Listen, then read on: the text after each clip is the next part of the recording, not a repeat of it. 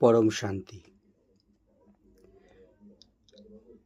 আজকে আধ্যাত্মিক গুরু বিষয়টি নিয়ে কিছু আলোচনা করতে চাই। একজন প্রশ্ন করেছেন, আধ্যাত্মিক গুরু কে এবং কাকে বলে? বিষয়টি হয়তো আপনাদের কাছে জটিলতাও মনে হতে পারে, আবার জানা থাকলে হয়তো খুবই সহজ। তবে আমি একটু বিশ্লেষণ করে বলার চেষ্টা করব, যাতে আপনাদের বুঝতে সহজ হয়। আধ্যাত্মিক গুরু বলতে এমন একজন ব্যক্তি ধরে নিতে পারেন, এমন একজন ব্যক্তিকে বোঝায় যিনি আধ্যাত্মিক পথে পরিচালিত, জ্ঞান অভিজ্ঞতায় সমৃদ্ধ, যিনি অন্যদের আধ্যাত্মিক উন্নতিতে সত্য উপলব্ধি করতে, জীবনের গভীর অর্থ খুঁজে পেতে সাহায্য করেন। সহজভাবে বলতে গেলে একজন আধ্যাত্মিক গুরু হলেন আধ্যাত্মিক পথের পথপ্রদর্শক বা শিক্ষক বলতে পারেন। অন্যদিকে প্রেরণারও উৎস সেই আধ্যাত্মিক গুরু। এখানে কিছু গুরুত্বপূর্ণ বিষয় নিয়ে আলোচনা না করলেই নয়। যেমন ধরেন জ্ঞান অভিজ্ঞতা, গুরুর জ্ঞান অভিজ্ঞতা নিয়ে যদি আলোচনা করি, তো একজন আধ্যাত্মিক গুরু কেবল তাত্ত্বিক জ্ঞানই রাখেন না, বরং তিনি সেই জ্ঞানকে নিজ জীবনে অনুশীলন করে গভীর আধ্যাত্মিক উপলব্ধি অর্জন করেছেন। তিনি নিজের অভিজ্ঞতা থেকে শেখান, অন্ধকার থেকে আলোর দিকে নিয়ে যান শিষ্যদেরকে। এই যে গুরু শব্দটিকে যদি ব্যাকরণগতভাবে ভাঙা যায়, এই গুরু শব্দটা অ্যাকচুয়ালি এসছে আপনার সংস্কৃত থেকে। গুরু শব্দটি দুটো পার্টে ভাগ করা যেতে পারে।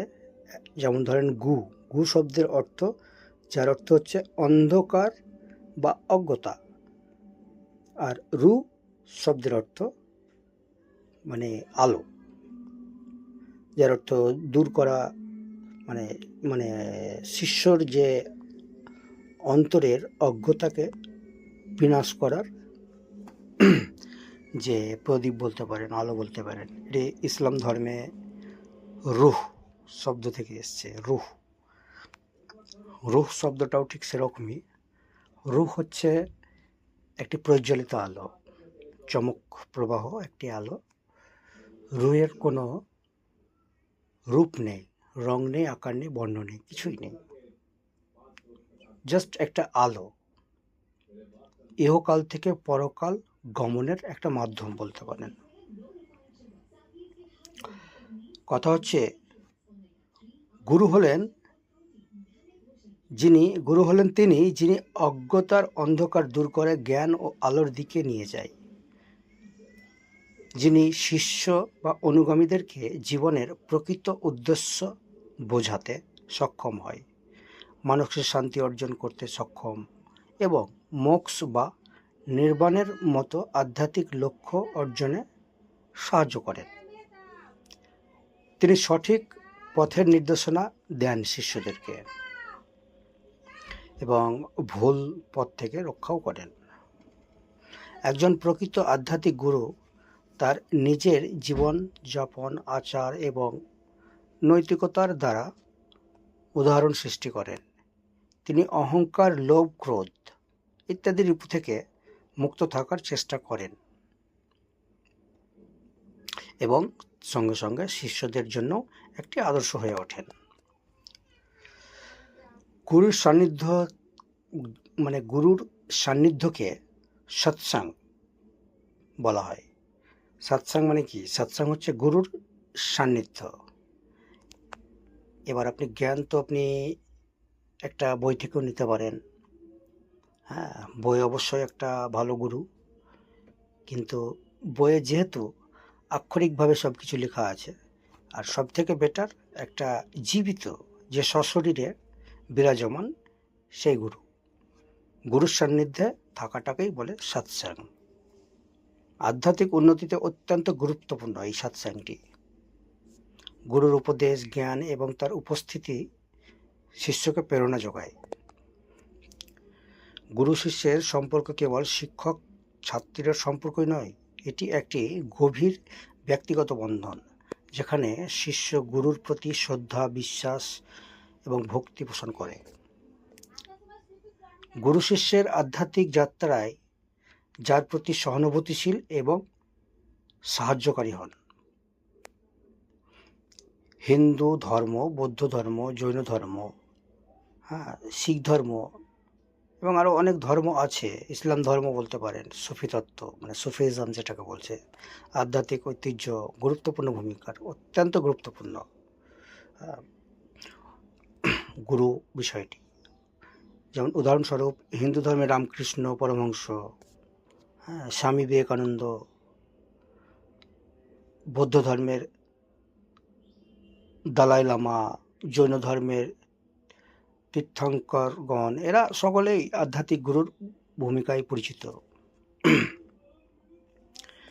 সংক্ষেপে আধ্যাত্মিক গুরু হলেন সেই আলোকিত সত্তা যিনি নিজের আধ্যাত্মিক যাত্রায় চরম জ্ঞান লাভ করেছেন এবং অন্যদের সেই পথে পরিচালিত করার ক্ষমতা রাখেন, যাতে তারা জীবনের সত্যিকারের অর্থ উপলব্ধি করতে পারে, জীবনের সত্যিকারের উপলব্ধি করতে পারে অর্থ প্রবাহক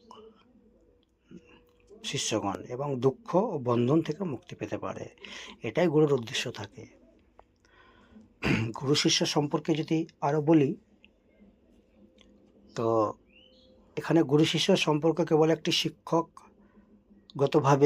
বা বন্ধন নয়, এটি ভারতীয় আধ্যাত্মিক ঐতিহ্যের একটি অত্যন্ত গভীর এবং বহু স্তরীয় ধারণা বলতে পারেন, যেখানে আরও অনেক আধ্যাত্মিক দিক জড়িয়ে থাকে। গুরু শিষ্য পরম্পরা হলো এই সম্পর্কের ধারাবাহিকতা, যা প্রজন্মের পর প্রজন্ম ধরে জ্ঞান ও প্রজ্ঞা প্রবাহিত করে।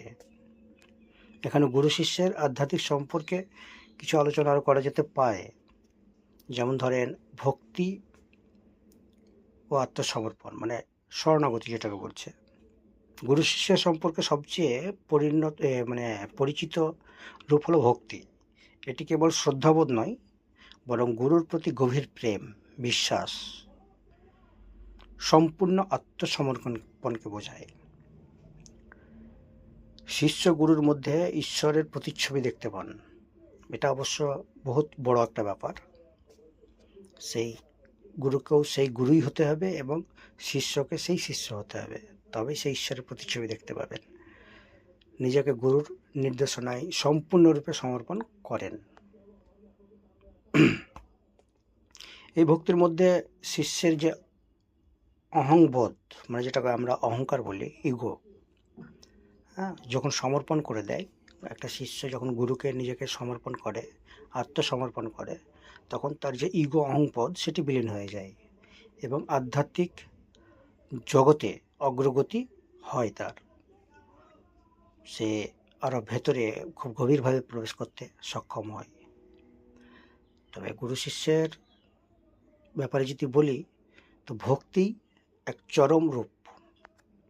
শিষ্যর যে ভক্তি গুরুর প্রতি যদি থাকে, সেটি একটি চরম রূপ, যেখানে শিষ্য সম্পূর্ণরূপে গুরুর কাছে নিজেকে সঁপে দেন, বিশ্বাস করেন যে গুরুই তাকে মুক্তির পথে নিয়ে যাবে।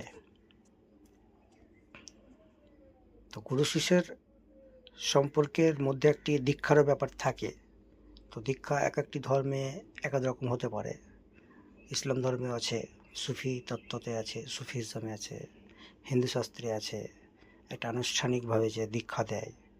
আবার আরও কিছু আছে যেগুলো বিনা দীক্ষাতেই, এটা তো অন্তরের ব্যাপার, হৃদয়ের ব্যাপার, আত্মসমর্পণের ব্যাপার। এখানে দেখাবার কোনো ব্যাপার নেই।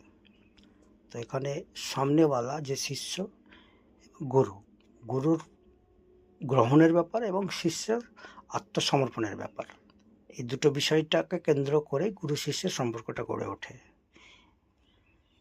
এটা যখন ঘটে যায়, তখন সেই শিষ্য ধীরে ধীরে মোক্ষ বা মুক্তির পথ পেয়ে যায় এবং সেদিকে ধাবিত হতে শুরু করে।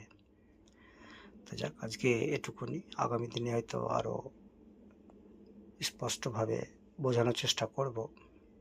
আপাতত এটুকুনি। পরম শান্তি।